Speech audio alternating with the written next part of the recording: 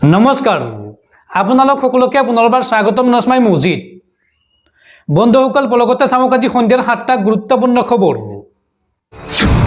প্ৰথমটো খবৰ, উচ্চতৰ মাধ্যমিকৰ চূড়ান্ত বৰ্ষৰ পৰীক্ষাৰ ফলাফলক লৈ ডাঙৰ খবৰ। কেতিয়া ঘোষণা কৰা হ'ব হায়াৰ ছেকেণ্ডাৰী চূড়ান্ত পৰীক্ষাৰ ফলাফল?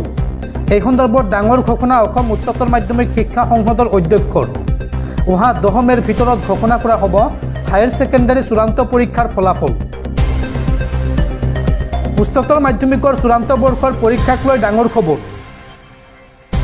10 মে'ৰ ভিতৰত ঘোষণা কৰা হ'ব হায়াৰ ছেকেণ্ডাৰী চূড়ান্ত বৰ্ষৰ পৰীক্ষাৰ ফলাফল। অসম উচ্চতৰ মাধ্যমিক শিক্ষা সংসদৰ অধ্যক্ষ ৰুক্ম গোহাঁইৰ এই গুৰুত্বপূৰ্ণ মন্তব্য। কাইলৈ ঘোষণা কৰা নহয় উচ্চতৰ মাধ্যমিকৰ চূড়ান্ত বৰ্ষৰ পৰীক্ষাৰ ফলাফল।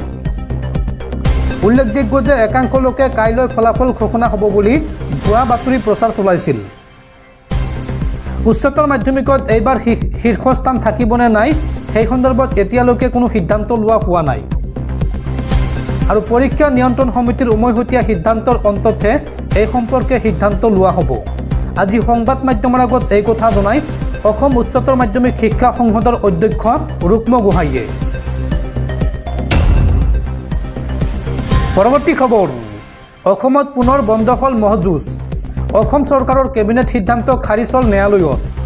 অসমত অনুষ্ঠিত হ'ব নোৱাৰিব মহযুঁজ।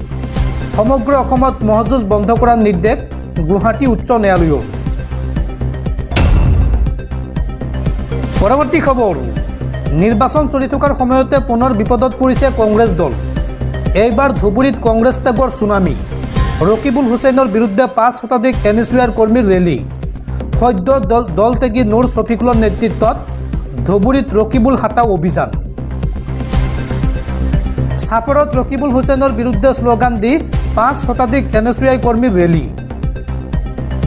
ধুবুৰীত এতিয়া কংগ্ৰেছ বিৰোধী ঢৌ। নিৰ্বাচনৰ প্ৰাক মুহূৰ্তত কংগ্ৰেছ ত্যাগৰ ছুনামি সৃষ্টি ধুবুৰীত। দলীয় অন্তকণ্ডলৰ পৰিণতিত বিধ্বস্ত কংগ্ৰেছ দল। চাপৰত ধুবুৰীৰ কংগ্ৰেছ প্ৰাৰ্থী ৰকিবুল হুছেইনক বয়কটৰ দাবী। সদ্য দল ত্যাগী নুৰ ছফিকুলৰ নেতৃত্বত ধুবুৰীত ৰকিবুল হাটাও অভিযান। সদ্য ত্যাগী কংগ্ৰেছৰ নেতা নুৰ ছফিকুল ৱাজিদৰ নেতৃত্বত চাপৰত বয়কট ৰকিবুল হুছেইন কাৰ্যসূচী। বিশাল বাইক ৰেলীৰে বয়কট ৰকিবুল হুছেইন শ্লোগান যুৱ কংগ্ৰেছ আৰু NSUI কৰ্মীৰ। এজনৰ পাছত আন এজন নেতাই সংগ এৰিছে ৰকিবুল হুছেইনৰ। ৰকিবুল হুছেইনৰ বিৰোধিতাৰে কংগ্ৰেছ কৰ্মী নামিছে এইবাৰ বদৰুদ্দিন আজমলৰ প্ৰচাৰত। ৰকিবুল হুছেইন গো বেক, ৰকিবুল হুছেইন মুৰ্দাবাদ ধ্বনিত উত্তাল চাপৰ। ইয়াৰ উপৰিও এইসকল লোকে ত্যাগ কৰে যুৱ কংগ্ৰেছ আৰু NSUৰ সদস্যৰ পদ।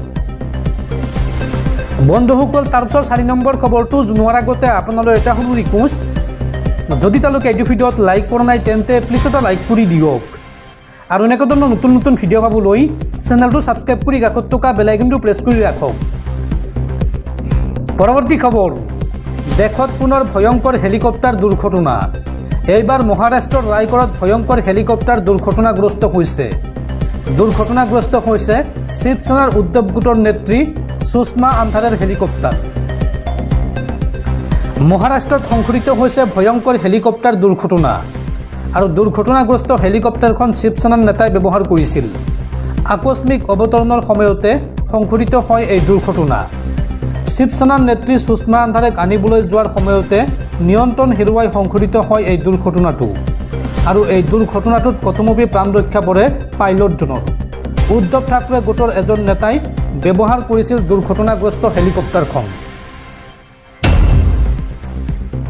পৰৱৰ্তী খবৰ, ৰাজ্যত পুনৰ ইউটিউবাৰক আক্ৰমণৰ ঘটনা।